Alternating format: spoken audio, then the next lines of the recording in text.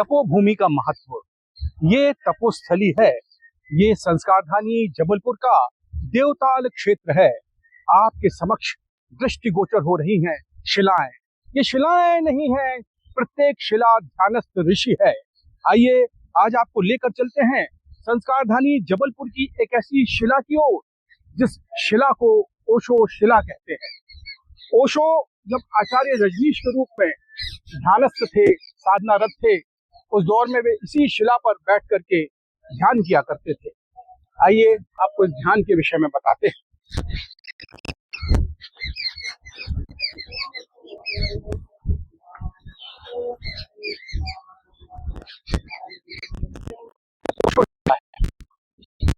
ओशो शिला पर विराजमान होकर के संस्कारधानी जबलपुर के दर्शनाचार्य रजनीश घंटों एकाग्र होकर ध्यानस्थ होकर के स्वयं के भीतर उतरा करते थे। ये शिला बहुत महत्वपूर्ण है। इस शिला पर विराजमान होकर सामने पर्वत के शिखर पर वे अपने मन को एकाग्र किया करते थे।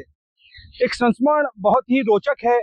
उनके एक विदेशी शिष्य ने, जो कि रेखांकन में, चित्रकला में अत्यंत प्रवीण था, एक चित्र बनाया और रजनीश को लाकर दिखाया।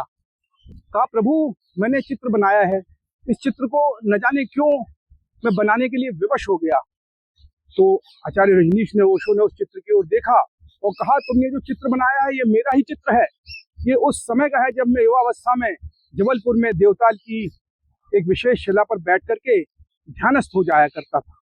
तुमने सामने जो शिखर दिखाया है उसी शिखर को मैं अपना कंसंट्रेशन पॉइंट बनाया करता था।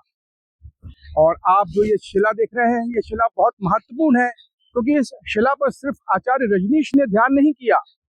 पुष्टि मार्गी शुद्धाद्वैत परंपरा के बल्लवाचार्य, जिन्हें की वैश्वानर अग्नि रूप कहा गया है, जिन्हें भगवान श्री कृष्ण का अवतार माना गया, उनके पुत्र गोसाई विट्ठलनाथ जी भी इसी जगह आकर घंटों ध्यानस्थ रहा करते थे।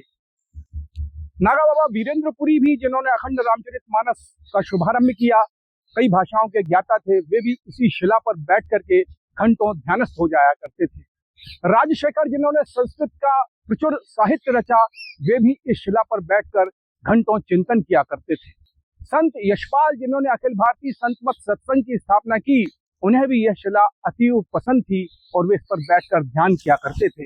इसलिए यह केवल ओशो शिला नहीं है, यह केवल ओशो शिला नहीं है, यह शिला कई आध्यात्मिक व्यक्तित्वों को एकाग्र करने के दृष्टिकोण से अत्यंत महत्वपूर्ण रही है। यह शिला अत्यंत प्राचीन है।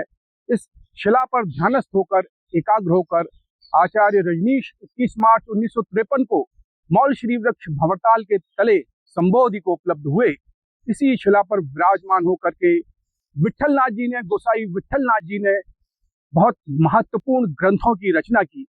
इसी शिला पर विराजमान होकर संत यशपाल ने घंटों साधना की और एक दिन भूतनाथ की टेकरी पर उन्हें भी सिद्धि की प्राप्ति हुई। इसी शिला पर विराजमान होकर के राजशेखर ने संस्कृत साहित्य की अनेक रचनाओं का कथानक तैयार किया। ये शिला अत्यंत महत्वपूर्ण है। आप कभी जबलपुर आए तो देवताल में आकर के इस शिला का दर्शन करें, इसमें बैठकर ध्यान करें, आपके जीवन को बहुत ही आनंद की प्राप्ति होगी।